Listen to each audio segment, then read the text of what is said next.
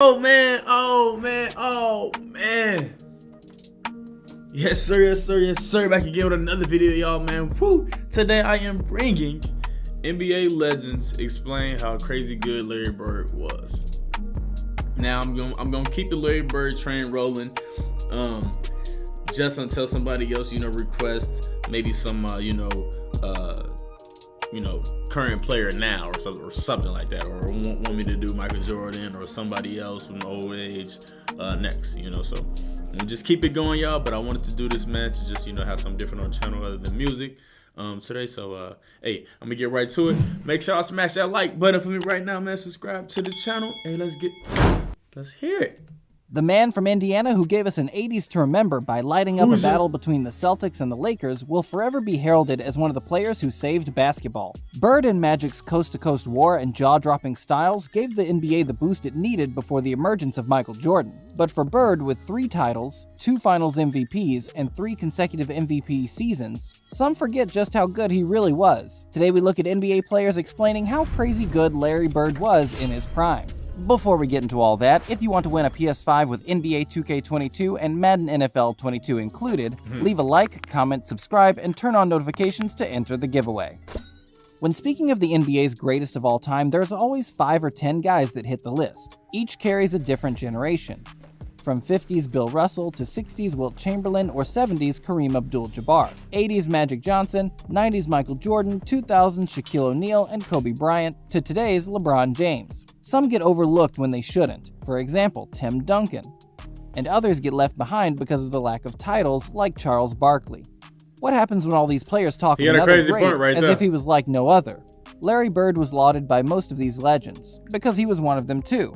He was consistent, tough, offensively masterful, and one of the first big guys to shoot many three-point shots. LeBron James spoke candidly in an interview about how he was one of the few guys ever to win a three-point contest with a warm-up shirt on. LeBron referring to the time Larry won his 3rd consecutive three-point contest.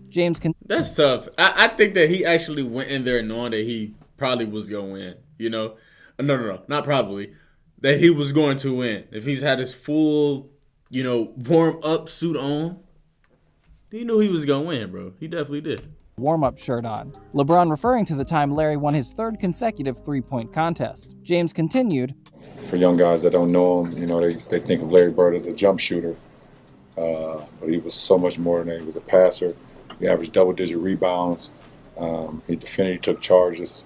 And, he's a straight-up complete basketball player. And me as a small forward, later in his career, LeBron adapted his game to the new way of basketball, which was a charge led by the Golden State Warriors in shooting more from behind the arc. LeBron was considered a big guy, but began shooting more threes and no doubt was heavily influenced by the fact that Larry Legend had already achieved this feat in the 80s. In another interview when asked about his top 3 of all time, LeBron put Larry Bird firmly in there with MJ and Dr. J. My God, 3, Larry Bird, Dr. J. Michael. Shaq had a very different opinion on Larry initially. He said he disliked Bird because he was jealous. He thought, how could this regular-looking guy do everything? Never really had a chance to play against Larry Bird, but I actually used to hate Larry Bird. I hated him. Shaq soon realized that he just call him a regular guy. So how can this regular guy? I'm telling you, they just saying that because he was white, bro. I'm telling you. I actually used to hate Larry Bird. I hated him. Shaq soon realized as he grew older and wiser that despite getting the luck of the Irish with the Celtics, Larry made his own luck when it came to shooting the ball.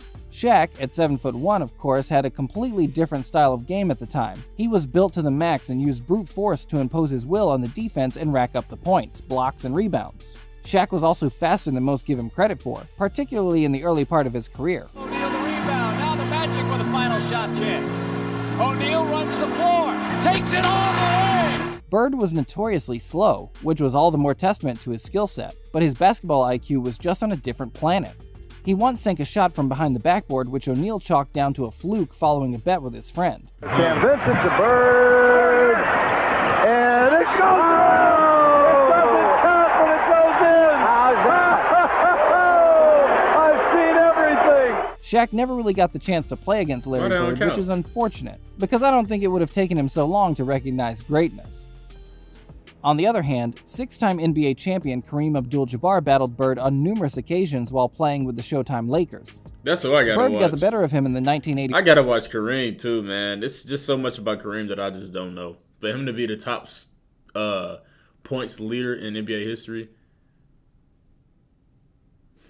I gotta watch it. To recognize greatness. On the other hand, 6-time NBA champion Kareem Abdul-Jabbar battled Bird on numerous occasions while playing with the Showtime Lakers.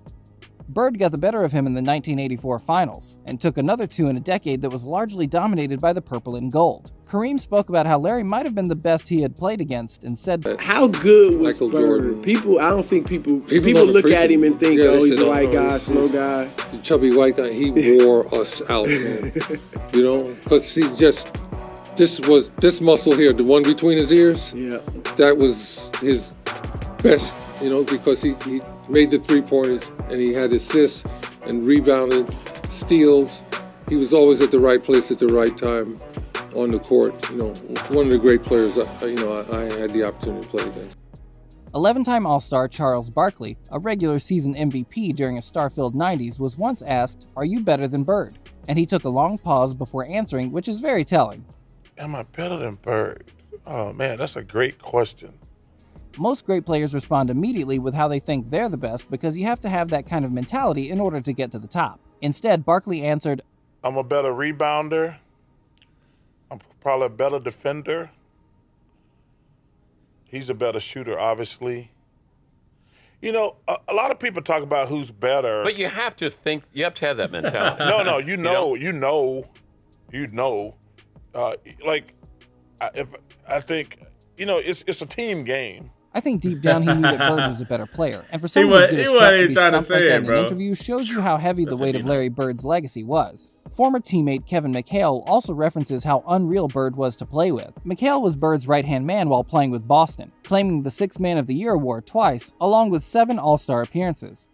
His story of a specific Detroit game is fascinating. There was a bit of time left on the clock, and we had beaten Detroit, and I just scored 56, and I'm walking off the court, and Larry said, "Where are you going?" I said, "I'm done." I said, "I'm exhausted. I'm tired." Larry goes, "Don't do it, man, because when I get that hot, I'm not coming out of the game." A week later, he got that hot. He looked at me at about 50 points, and he looked at me and said, "I told you." The pair would go on to win 3 titles together, and McHale would continue to tell stories that live on in Celtics folklore forevermore. A highlight being a throwback from Bird's brutal trash talk at a game in Phoenix. We have a play, out-of-bounds play. I'm taking it out, and Larry says, "I'm going to bust off the play, and I'm just going to come out, and I'm going to shoot a 3." And I'm like, "We're down 2. I'm like, "No, don't do that." I'm like, "Let's shoot a 2, please. Go to the hole, try to get fouled.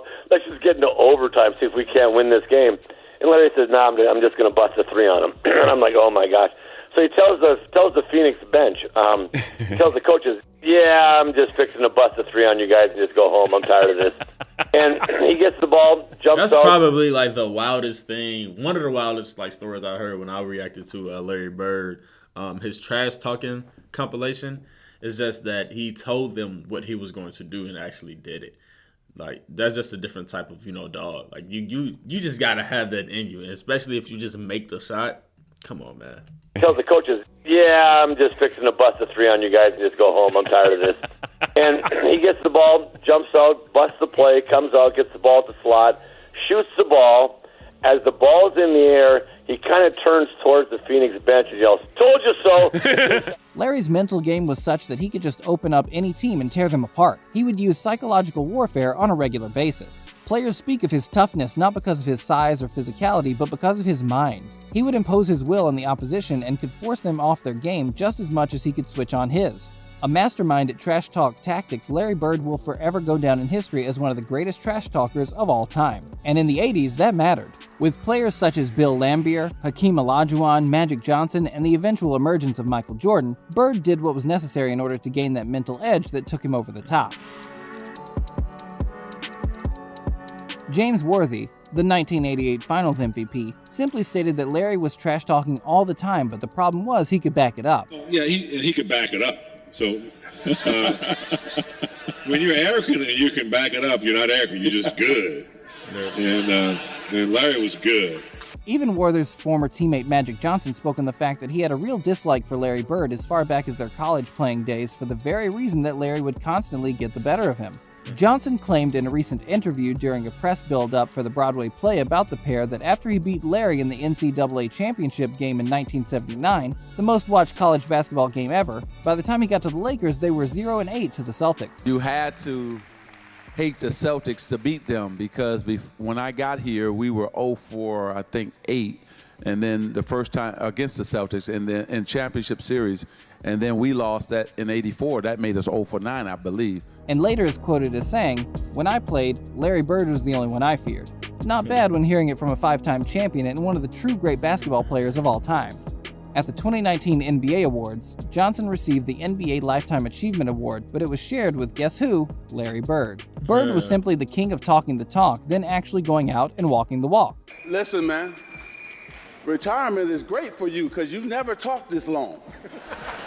Dominique Wilkins recounts one of the most famous games where Larry Bird promised Kevin McHale he was going to break McHale's record against Atlanta. Wilkins said, "He got so hot in that game that you talk about that patented step back. He was doing that step back and he switched it to his left hand 3 separate times in that game.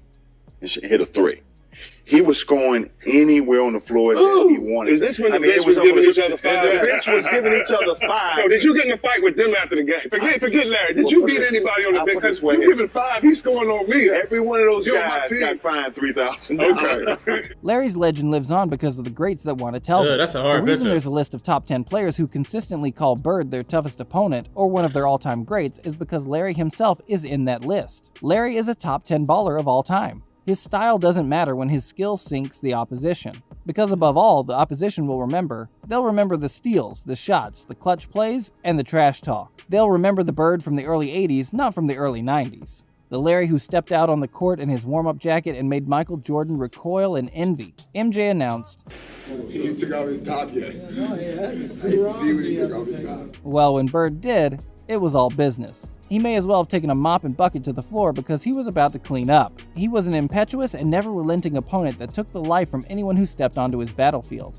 The consensus is a resounding stamp of legendary status for the man who will forever go down in the history books as one of the greatest ever players, and arguably the greatest ever Celtic to grace the court. What did you think of Larry Bird in his prime? Man. Let me know what y'all feel like next I should react to from the NBA, man. I'm thinking this NBA game winner moments, man, this is looking pretty good. This actually just happened. Wow, they just made this. But, man. Oh. Didn't get him and gives. I didn't watch it. I accidentally clicked it. There's definitely a difference. But, yeah, let me know what y'all want me to react to next, man. Make sure y'all smash and like that button. Right now, man, subscribe to the channel if you haven't already. To the next reaction, y'all. We out.